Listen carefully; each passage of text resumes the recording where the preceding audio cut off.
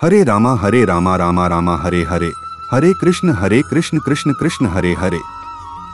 कुरुक्षेत्र के युद्ध क्षेत्र को विशाल सेनाओं के आवागमन की सुविधा के लिए तैयार किया जा रहा था।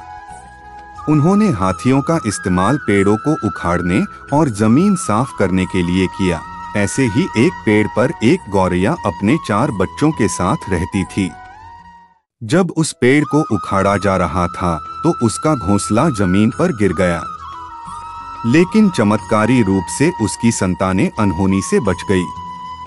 लेकिन वो अभी बहुत छोटे होने के कारण उड़ने में असमर्थ थे। कमजोर और भयभीत गौरैया मदद के लिए इधर-उधर देखती रही।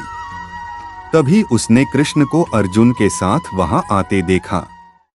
वे युद्ध के मैदान की जांच करने और युद्ध की शुरुआत से पहले जीतने की रणनीति तैयार करने के लिए वहां गए थे। उसने कृष्ण के रथ तक पहुंचने के लिए अपने छोटे पंख फड़फड़ाए और किसी प्रकार श्री कृष्ण के पास पहुंची।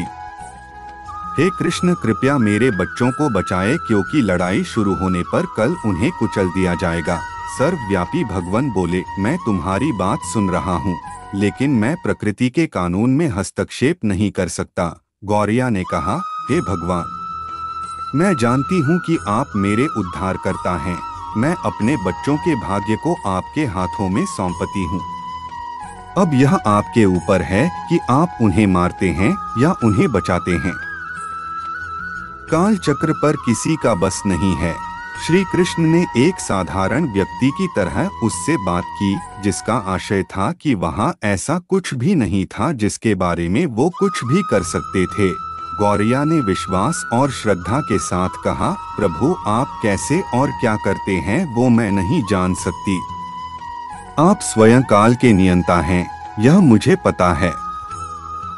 मैं सारी स्थिति एवं परिस्थिति एवं स्वयं को परिवार सहित आपको समर्पण करती हूँ। भगवान बोले, अपने घोंसले में 3 सप्ताह के लिए भोजन का संग्रह करो। गौरैया और श्री कृष्ण के संवाद से अनभिज्ञ अर्जुन गौरैया को दूर भगाने की कोशिश करते हैं। गौरैया ने अपने पंखों को कुछ मिनटों के लिए फुलाया और फिर अपने घोंसले में वापस चली गई। 2 दिन बाद शंख के उद्घोष से युद्ध शुरू होने की घोषणा की गई। कृष्ण ने अर्जुन से कहा कि अपने धनुष और बाण मुझे दो। अर्जुन चौंका, क्योंकि कृष्ण ने युद्ध में कोई भी हथियार नहीं उठाने की शपथ ली थी। इसके अतिरिक्त अर्जुन का मानना था कि वह ही सबसे अच्छा धनुर्धर है। मुझे आज्ञा दें भगवान, अर्जुन ने दृढ़ विश्वास के साथ कहा, मेरे तीरों के लिए कुछ भी अभेद्य नहीं है। चुपचाप अर्जुन से धनुष लेकर कृष्ण ने एक हाथी को निशाना बनाया, लेकिन हाथी को मार के नीचे गिराने के बजाय तीर हाथी के गले की घंटी में जा टकराया और एक चिंगारी सी उड़ गई।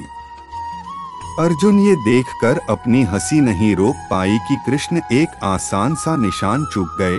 क्या मैं प्रयास करूं? उसने स्वयं को प्रस्तुत किया।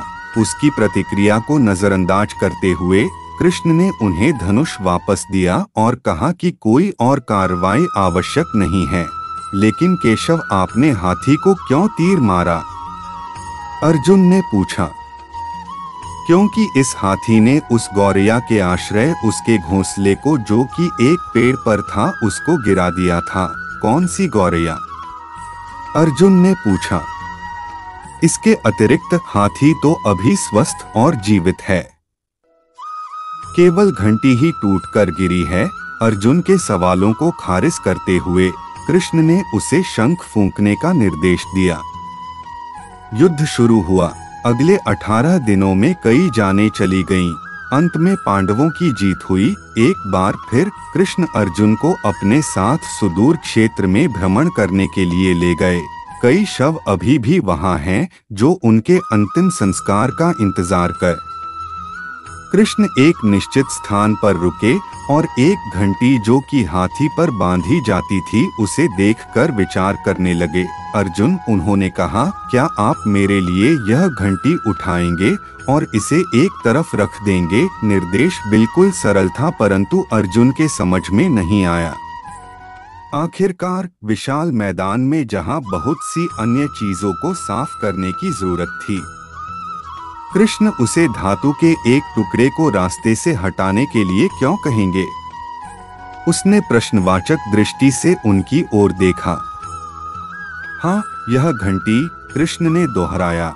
यह वही घंटी है जो हाथी की गर्दन पर पड़ी थी जिस पर मैंने तीर मारा था। अर्जुन बिना किसी और सवाल के भारी घंटी उठाने के लिए नीचे झुका। जैसे ही उन्होंने इसे उठाया, उसकी हमेशा के लिए जैसे दुनिया बदल गई। 1, 2, 3, 4 और 5 4 युवा पक्षियों और उसके बाद एक गौरैया उस घंटी के नीचे से निकले। बाहर निकल के माँ और छोटे पक्षी कृष्ण के इर्द गिर्द मंडराने लगे एवं बड़े आनंद से उनकी परिक्रमा करने लगे। 18 दिन पहले काटी गई एक घंटी ने पूरे परिवार की रक्षा की थी।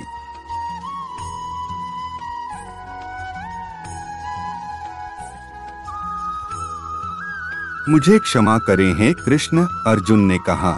आपको मानव शरीर में देखकर और सामान्य मनुष्यों की तरह व्यवहार करते हुए मैं भूल गया था कि आप वास्तव में कौन हैं। मित्रों, इसी तरह हम अपने जिंदगी से परेशान हो जाते हैं तो हमें अपने आप पर और भगवान श्री कृष्ण पर भरोसा रखना चाहिए। वो ही हमें बनाए हैं और वो ही हम सभी को संवारेंगे भी, इसलिए हमें खुद को भगवान को सौंप देना चाहिए।